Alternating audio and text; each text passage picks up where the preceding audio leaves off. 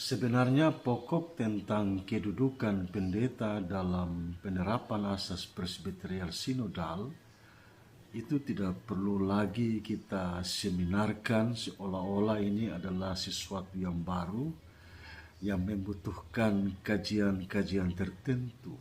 Nah, bagi saya tidak perlu lagi. Mengapa? Karena ini sudah lama kita praktekkan. Sudah lama kita dudukan pada posisi kedudukan yang tepat dan yang benar, yaitu bahwa pendeta adalah salah satu anggota dari konsistorium Dewan Tua-tua bersama penatua, diaken dan pengajar memimpin dan membangun jemaat. Jadi pendeta itu bagian integral yang sudah kita dudukkan tepat dan benar dalam konsistorium di gereja kita. Bersama ketiga jabatan lain memimpin dan mengorganisir jemaat atau gereja. Nah, Calvin merumuskan 3 cara bagaimana 4 jabatan itu bisa diperoleh oleh seseorang. Yang pertama tentu adalah panggilan Allah.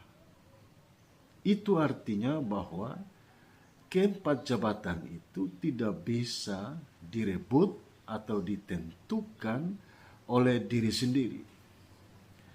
Jadi penekanan pada panggilan Allah itu menolak bahwa keempat jabatan itu bisa dimau begitu saja oleh seseorang. Tidak. Dia harus dikehendaki dan dipanggil oleh Allah. Itu pertama. Yang kedua, melalui pemilihan oleh warga jemaat. Dan karena itu mereka diteguhkan dari keempat jabatan itu. Dan yang ketiga adalah melalui jalur pendidikan khusus untuk ditahbiskan menjadi salah satu pejabat di dalam gereja. Nah, karena itu kita mengenal ada jabatan yang ditahbiskan, yaitu pendeta dan pengajar. Mengapa ditahbiskan?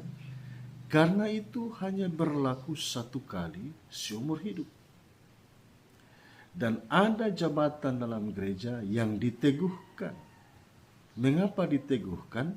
Karena itu bisa berulang kali diteguhkan dan menjalankan tugas sebagai pejabat gereja dalam periode tertentu.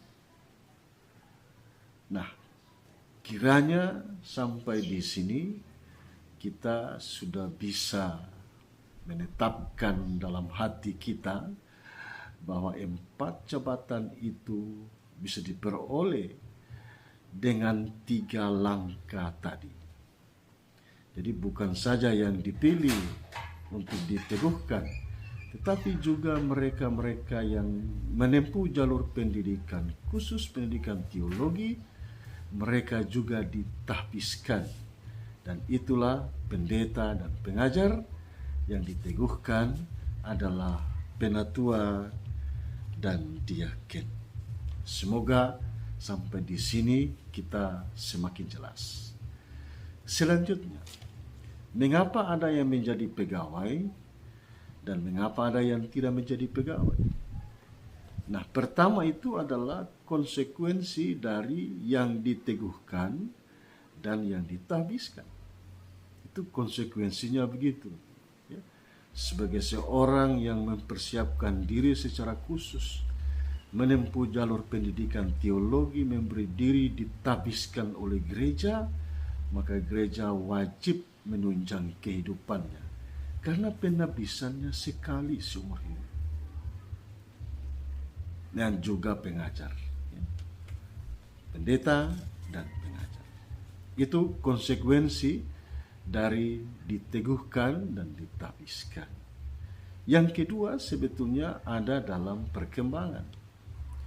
Dulu saya menjadi seorang vikaris setelah lulus pendidikan teologi, diserahkan oleh lembaga pendidikan ke gereja untuk dipersiapkan menjadi seorang pendeta.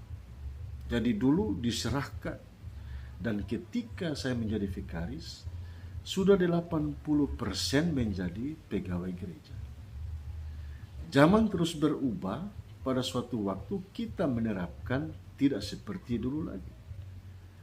Setelah dia melamar sebagai vikaris, jadi dulu kita diserahkan, tidak perlu melamar. Perkembangan kemudian, seseorang setelah selesai pendidikan khusus, dia melamar. Lalu diproses menjadi vikaris. Dia setelah jadi vikaris belum menjadi pegawai 80%. Nanti menjadi vikaris penatua, baru dia menjadi 80% pegawai. Perjalanan berikutnya tidak lagi begitu.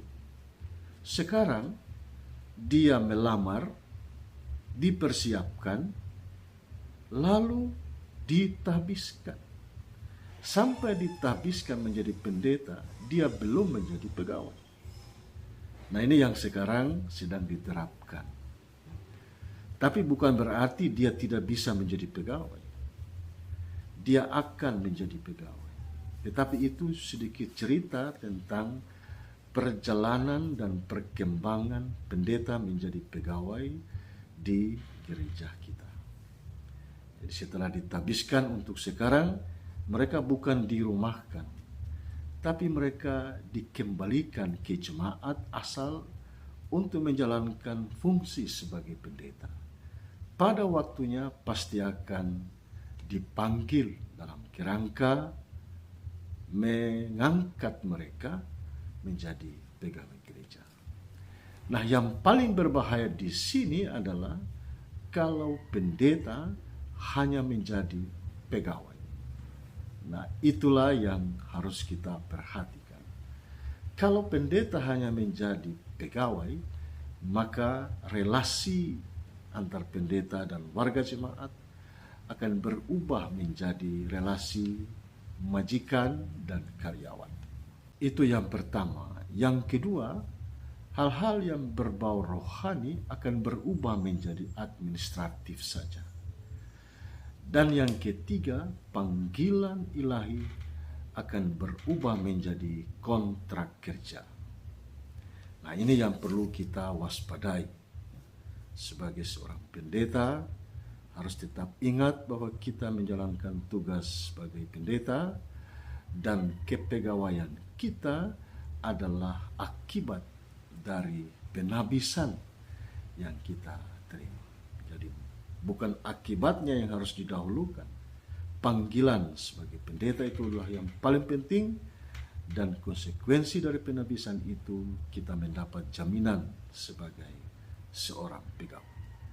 Nah, sekarang bagaimana keempat jabatan itu jika dihayati dalam penerapan persidangan gereja?